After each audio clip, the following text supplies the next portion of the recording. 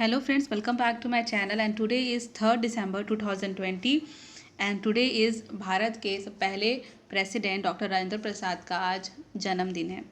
तो स्टार्ट करते हैं कल्प मेधा से। मैं इसलिए दुखी नहीं हूँ कि तुमने मुझसे झूठ बोला, मैं इसलिए दुखी हूँ कि अब मैं तुम पर यकीन नहीं कर सकता।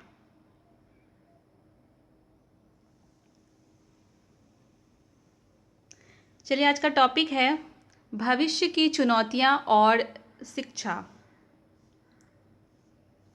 हर भारतवासी की अपेक्षा है कि भारत शिक्षा, ज्ञान, कौशल और उत्कृष्टता में उत्तम अंतर्राष्ट्रीय स्तर तक पहुँचे।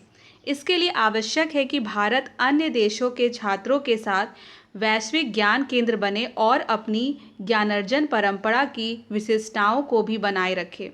राष्ट्रीय शिक्षा नीति NP 2020 के प्रारंभ में कहा गया है कि प्राचीन और सनातन भारतीय ज्ञान और विचार की समृद्ध परंपरा के आलोक में यह नीति तैयार की गई है। ज्ञान, प्रज्ञा और सत्य की खोज को भारतीय विचार परंपरा और दर्शन में सदा सर्वोच्च माननीय लक्ष्य माना जाता था।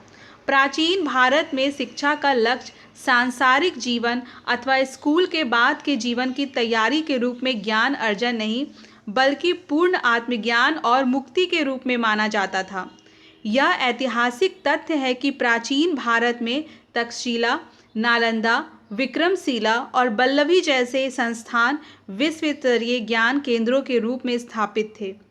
इनमें अनेक देशों के विद्यार्थी अध्ययन करते थे और भारत विश्व गुरु के रूप में प्रतिष्ठित हुआ था। यदि भारत को फिर से वैश्विक शिक्षा केंद्र बनना है तो उसे विदेशों की तरफ देखने के पहले अपने इतिहास और संस्कृति में झांक कर देखना होगा कि वे कौन से तत्व थे जो चड़क, सुश्रुत, आर्यभट्ट, वराहमिहिर, भास्कराचार्य, चाणक्य, नागा अर्जुन, पतंजलि, गार्गी, थिरुवल्लुवर जैसे मनीषियों को तैयार कर सके। गणित, खगोल विज्ञान, धातु विज्ञान, भवन विज्ञान, नौकायान, चिकित्सा विज्ञान, दर्शन, तर्कशास्त्र और ज्ञान के लगभग हर क्षेत्र में भारतीय बहुत पहले से ही कैसे अग्रणी रहे। स्पष्टतः यह सब ज्ञानार्जन परंपरा, विद्या और संस्थागत उत्कृष्टता से ही संभव हुआ होगा। अनेक ऐतिहासिक कारणों से उस व्यवस्था की गतिशीलता में शिथिलता आई और स्वयं भारतीय ही उससे दूर होते गए।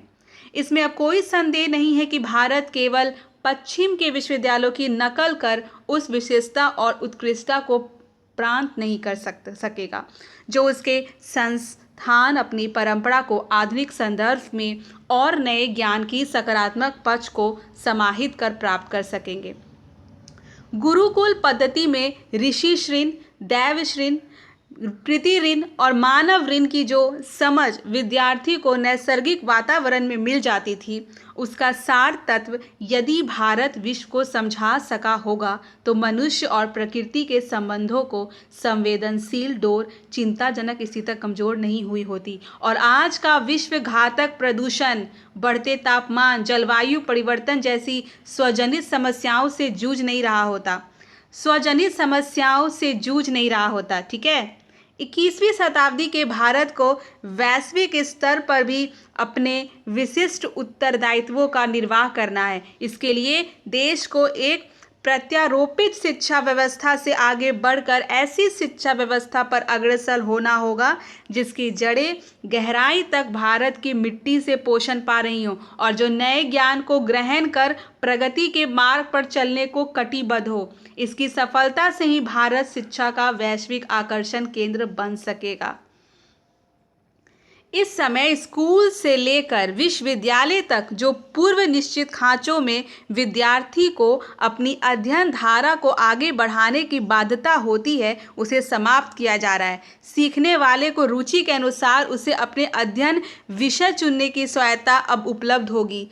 शिक्षा में किया गया निवेश ही देश का सबसे अधिक लाभांश देता है। नई शिक्षा नीति में आश्वासन निहित है कि आर्थिक निवेश बढ़ेगा, संस्थाओं की स्वायत्ता सुनिश्चित और होगी, निर्धारित अनुपात में प्रशिक्षित नियमित अध्यापक नियुक्त शीघ्रता से नियुक्त किए जाएंगे। इस आश्वासन के पूरा होने की ओर देश और विदेश का ध्यान बना रहेगा।